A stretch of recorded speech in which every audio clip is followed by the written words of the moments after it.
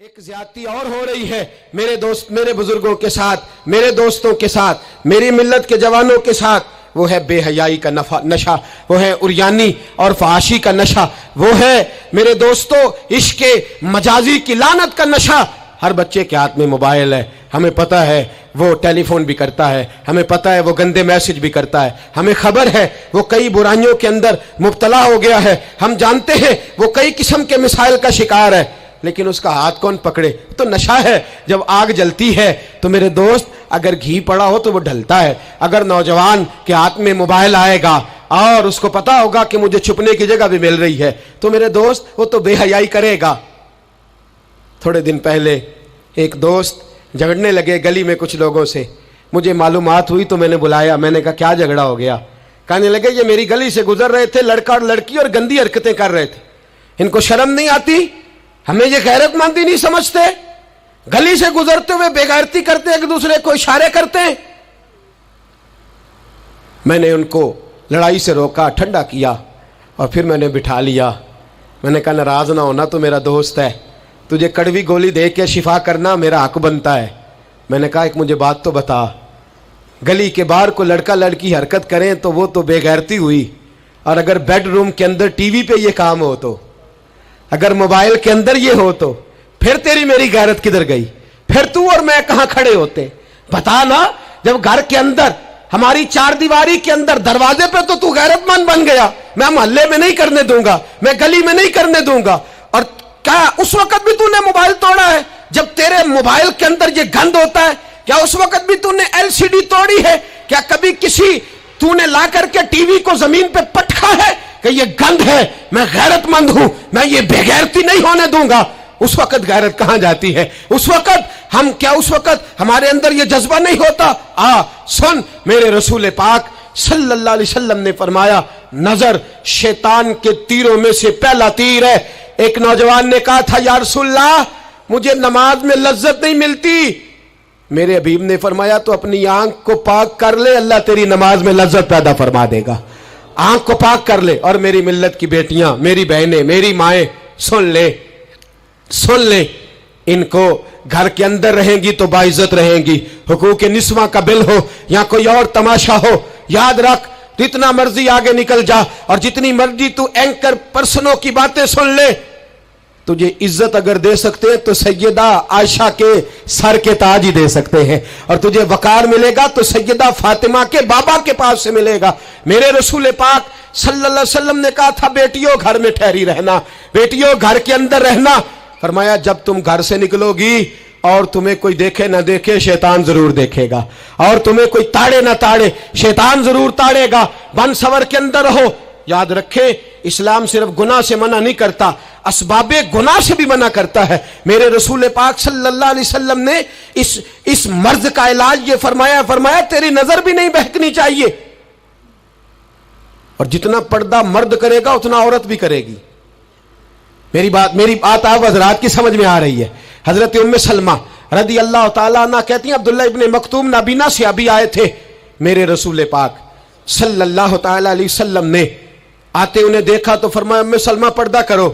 عرض کی حضور وہ تو نابینا ہے۔ فرمایا تمہیں تو نظر آ رہا ہے نا، تم تو بینا ہو نا، آنکھ نیچی کرو، جھکا لو شرم سے۔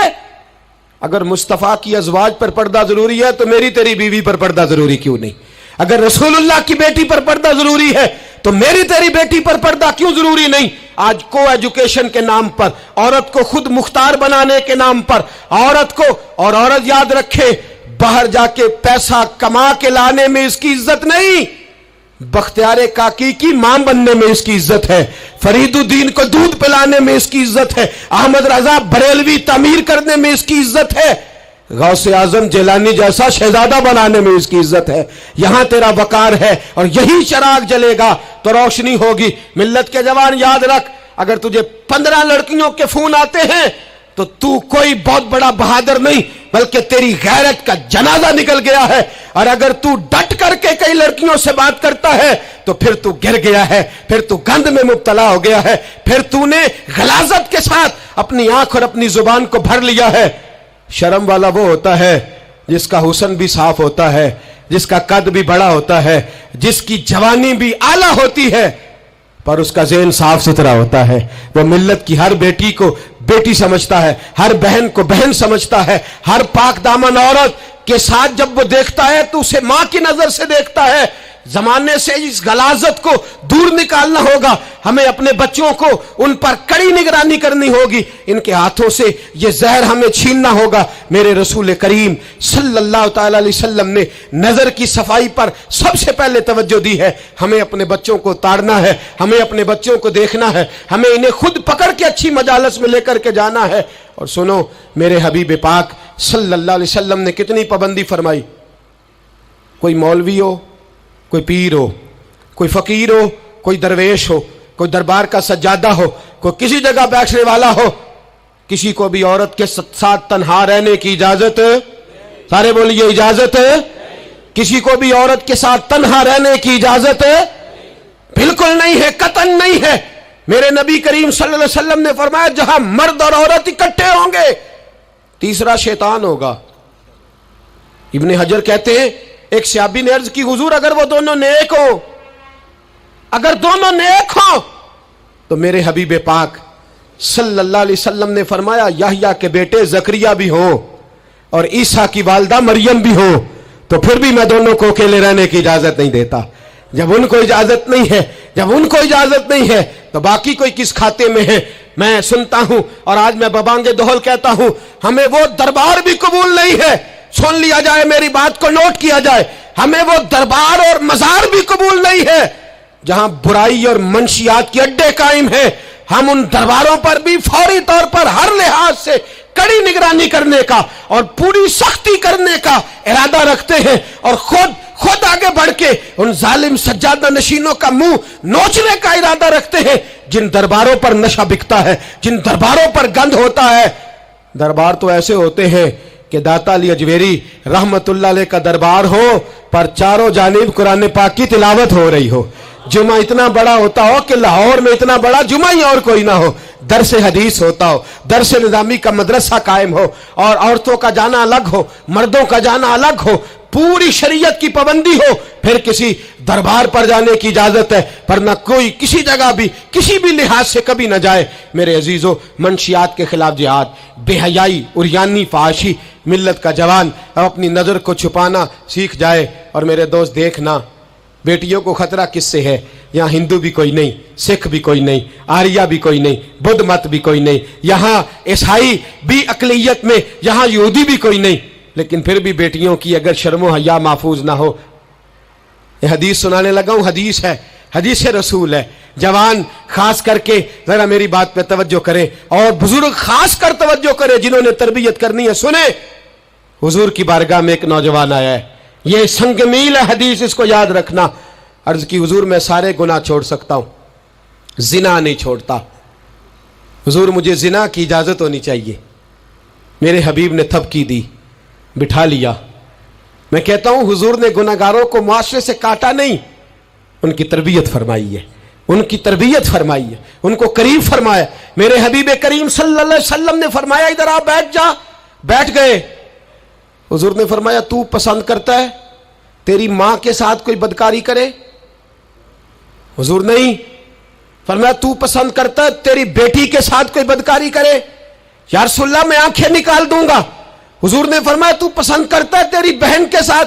हुजूर मैं काट डालूंगा वो हाथ जो मेरी बहन की तरफ उठेंगे। फरमाया तू पसंद करता है कि तेरी खाला, फुफी, ममानी की तरफ कोई ऐसी हरकत करे? हुजूर मैं काट के रख दूंगा उन लोगों को जो बात भी करेंगे। मेरे हबीब ने फरमाया अच्छा, जिसके साथ तू बदकारी की इजाजत मांग रहा है वो किसी की मां नहीं लगती, वो किसी की बहन नहीं लगती, वो किसी की बेटी नहीं होगी। याद रखे, मुल्ला जलालुद्दीन रूमी 1, इमाम गजाली 2, आला हजरत फाजले बरेलवी 3, बुजुर्ग मुतफिका तौर पर लिखते हैं, फरमाते हैं जो गंद के साथ दूसरे घर में ताड़ता है वो अपने घर की खैर मना ले। जो गंदी नजर दूसरों पर रखता है वो अपने घर की खैर मना ले।